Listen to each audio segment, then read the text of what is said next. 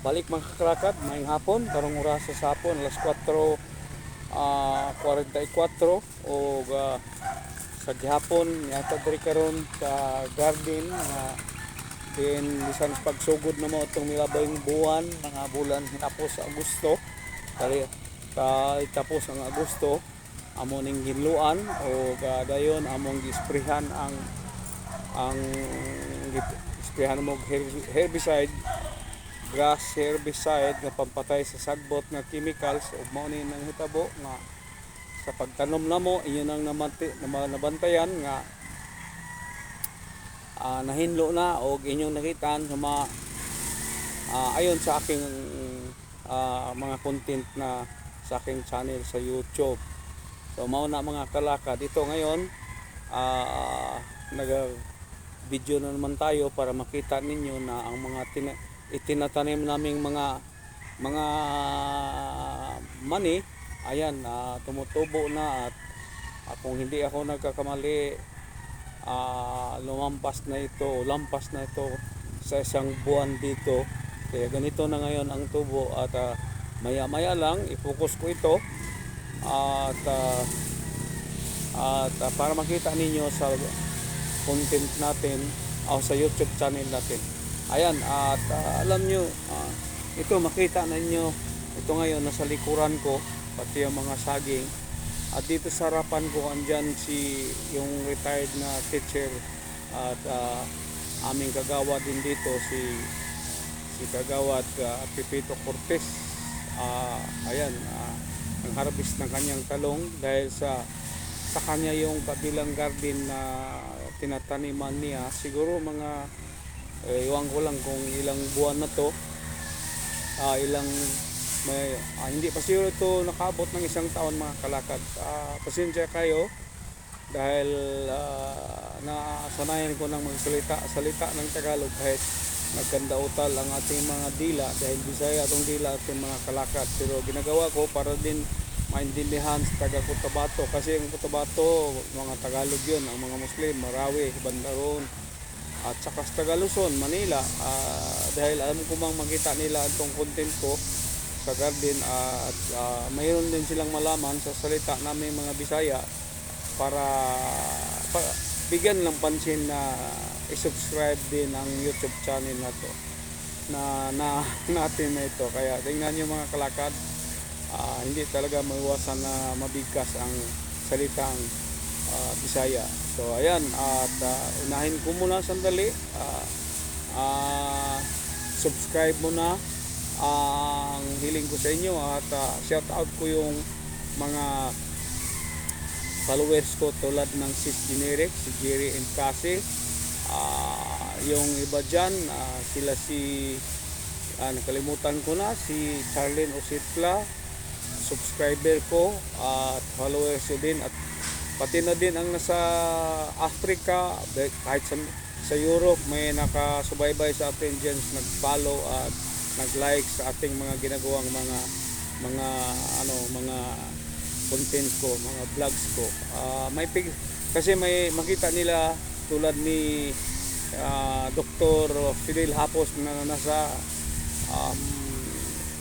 San Pedro, California or nakalimutan ko lang basta sa California siya nakabase at nag-follow din siya sa Facebook page natin at nangumusta na kung ano nang kalagayan natin dito sa ating pagbablog.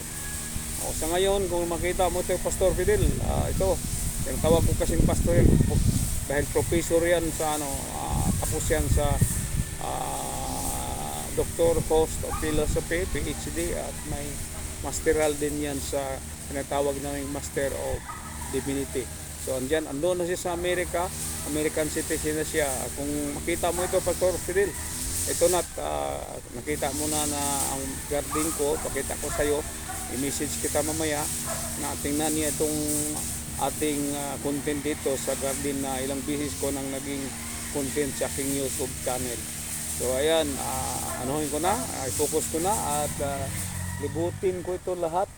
Pakita ko sa inyo ang mga tanim na mani dito. Okay, focus ko na at mamaya lang puntahan ko din si itong retired teacher kagawad namin, former kagawad namin dito sa aming barangay Comunal, Davao City. Ayan, bukos natin. Ito na mga kalakad.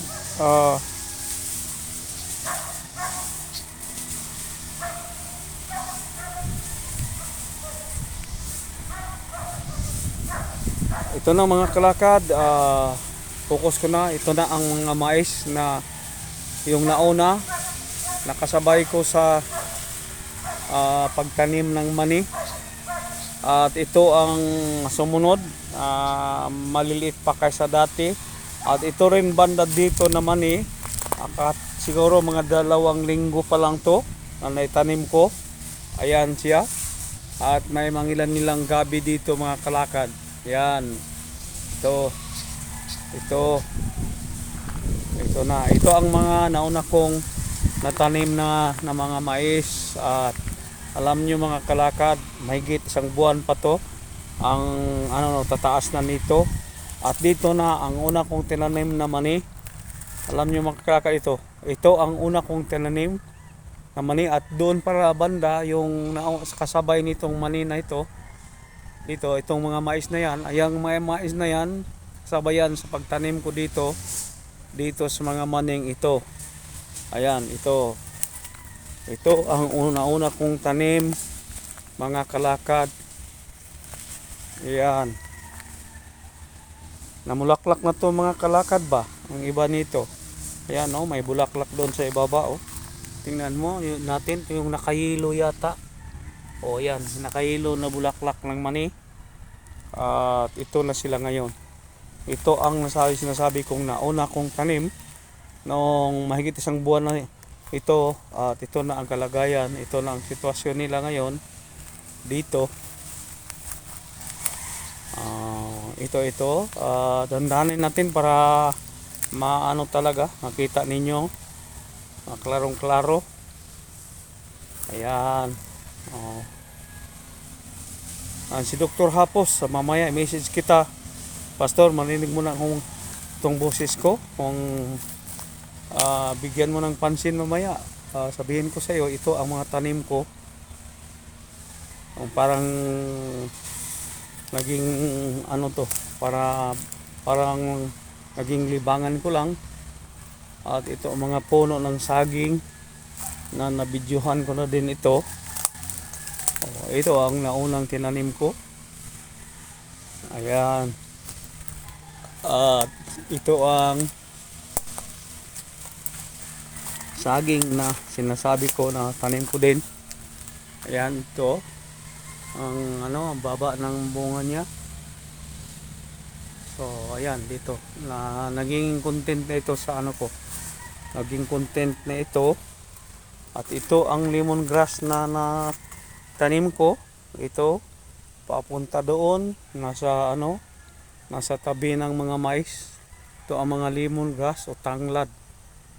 So ayan, at ito ang yung mga ang tawag nito, ang mga kahoy na to binulik. At ito ang sabihin natin mga debris ng mga binulik. At dito balik tayo, ito din nakita natin ang mga umabot kasi dito ang ating tawag nitong mga lemongrass.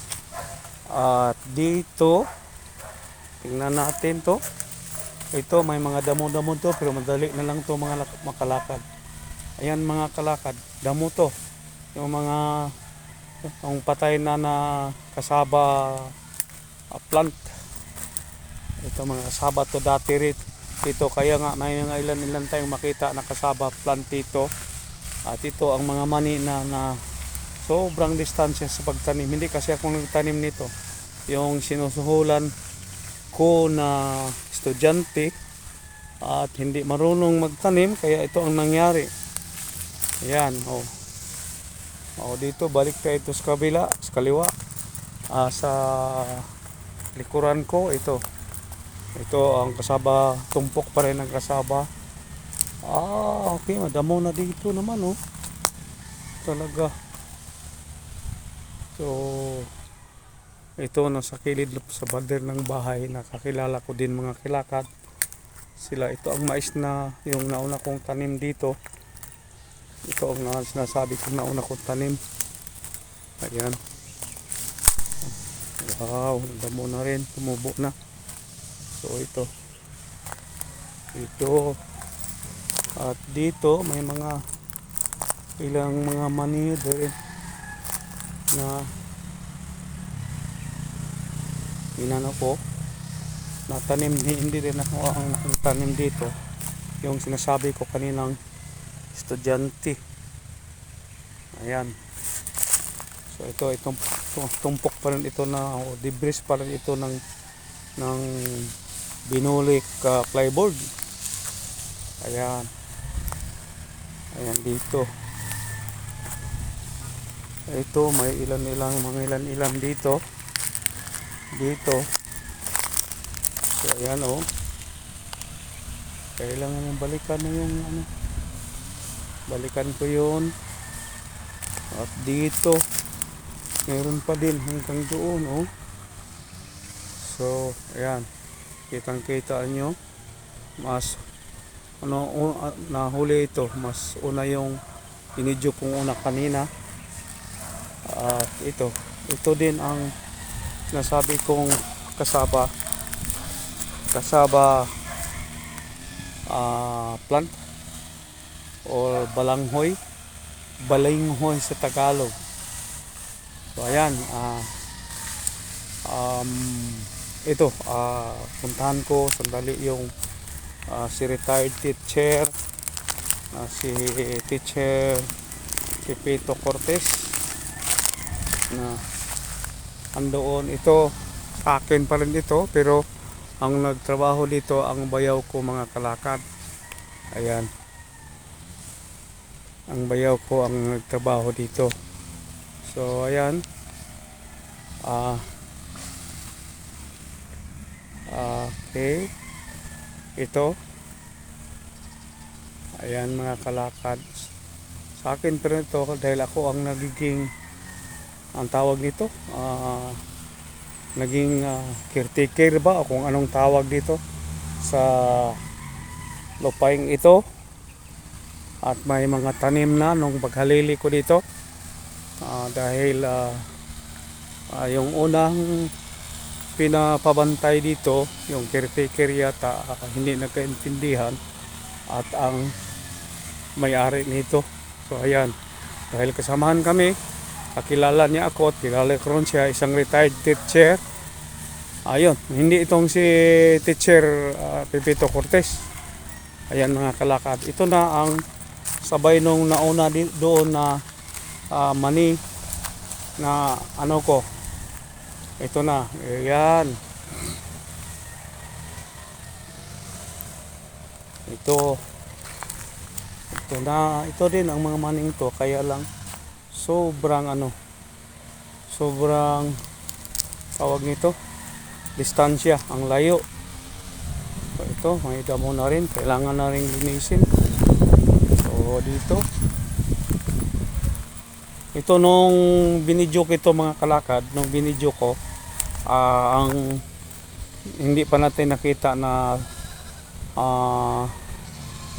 yung tinatawag itong lumabas ang mga mani, wala pa. So ayan, ito lahat, ito na kasama ito doon sa bagong tanim na may mga kasaba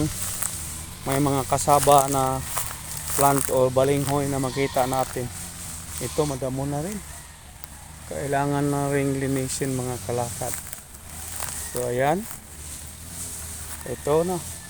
At dito pa rin ang tawag ko nito na ipiping dahil matanda ito ng kaunti sa akin. Mas nakakatandang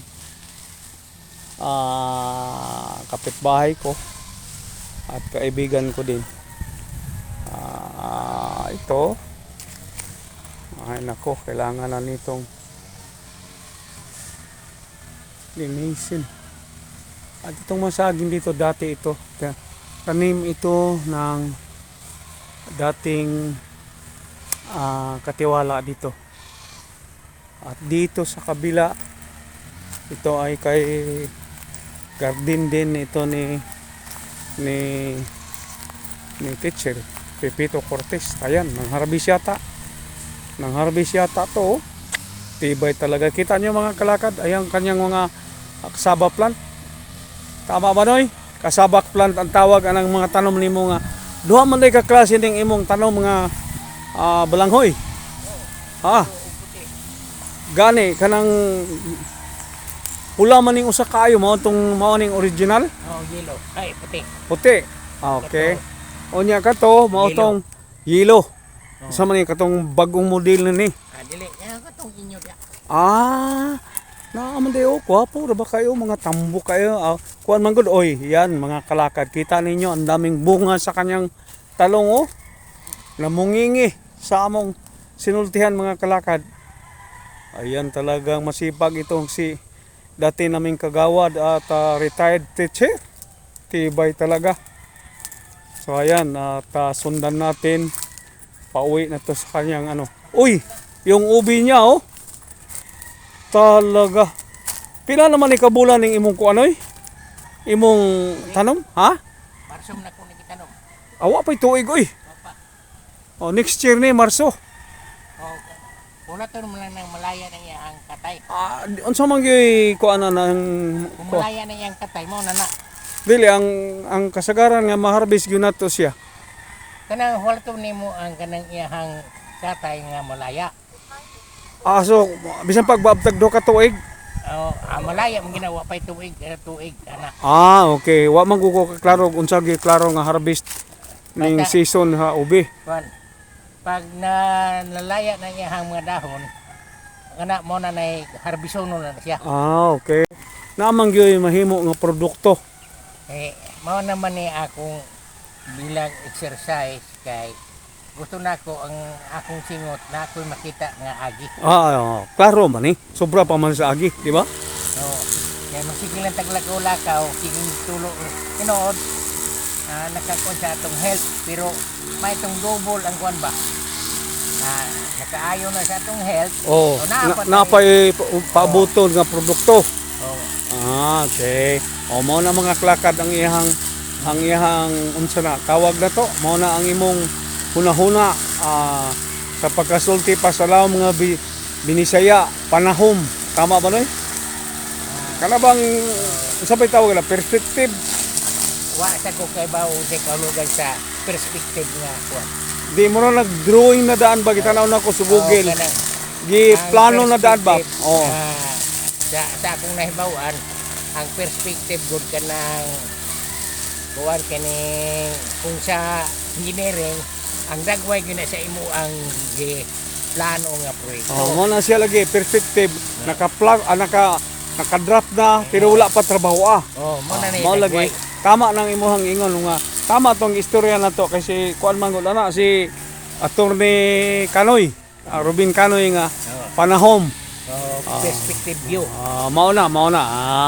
Okay. Tama na sa tay bag-o nakuha nga mga input sa mga kalakad og ang iyang body sa binisaya panlantaw. Ilaw man tong panahom. Wa pa man din makuha ning mga lubiya ako nang itakot. Wa pa man tuod ni tiguma. Wa pa man pud maunsa, hurot. To pa man dito, mao ra man ni akong gipa. Saka kay naamo ko yung mga tanom ni mo dire, mga igo magmahulog. So akong ipauna ni ba nako unahan ni kay dito na ako nangahulog ng pugan ni dito. Akong ipahakot ng mga lokal nga man ako tumbulit. Mao. Okay. So wala na kay mga ideya nga ika-share nimo mahitungod sa kwan, mahitungod sa pananom katong mga skill techniques. Sa pagkaron wa sa ikon sa Pinding sa ato. Dipir sa nato. Mag-usab tag kuan, dipir sa ron. Mag-usab ta og kanang tawag ning istorya ani kay pananom kay dako lang pong una-una nako tanawa dito. Datira huna man ginako nga kung mabakante lang kung ubay-ubay ang panahon. Tirahon ko ginadha karon natuman pero wa pag yun mapuno para sa imo ba nga naagyo doon ang imugong mga tanom mga gabi o tanawa ra gud. Pwerte nang nagkuha ani ba? Nakakuha na ko mga dahon para laing pero wa man nakapaluto akong laing. Gibulad di mo riya, gibulad. Kaya nag-andar nga grass cutter mga kalakad. Gibanatan. Musunod sa ko kay mugawas ako dito kung mabalik ko dito. Kaya nag-istorya ako, doon naman ko 12 minutos. Oh, si Jubin, di mo tanaw mga kalakad. Sige ka, kana. Oh.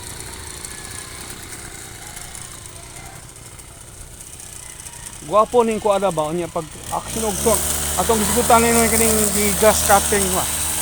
Ini ka turok dito na banatan. Ay, nangayo ba ko og similya nimong alubati diri. Huwag ganina kung igras ka ko sa. Akong kuanon mangay ko kay akong itanom dito sa kuan. Magbago sa kong tanong. Mo gani, kumusta man ning kalabasa? Wala gini mo muna nga. Adyo ko ka. Why lucky? Wala ka. Why lucky makita niya may mga bayo niya gyapon no. Siya nga anyway, i-abort ra man gud ni siya god.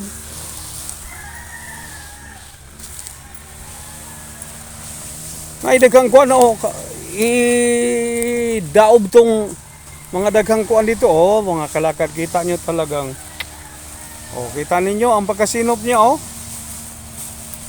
Wala sa edad ang pagsisikap. Sipag at tiyaga ang pagsisikap mga kalakad ayon pas mga Tagalog. So ayan, ang harvest niya. Nakasilupin nito, taga-anda ka ni. Tanawon sa ako ni. Oh, ayan harvest niya oh. Palagi akong binibigyan nito mga kalakad, tibay lagi ang may mga pagkugi mga kalakad. Ito may upo na po siya oh. Oh, saka na sad. Iba upo ni Noy. Ayan. So, mangimbitar na ko ninyo mga kalakad. Ang imbitasyon ako kung makita ninyo ning magkuha ko. Makita nyo ning garden kung gusto ninyong mutanaw dire pangita lang si retired teacher former kagawad sa aming barangay Pipito Cortez. At siyempre mga kalakad, paki-subscribe na din sa YouTube natin at paki-follow, like and share sa Facebook nako. Okay, salamat kayo. Thank you for watching. Please like and subscribe for more Calicod vlogs. Kindly click the bell button for updates.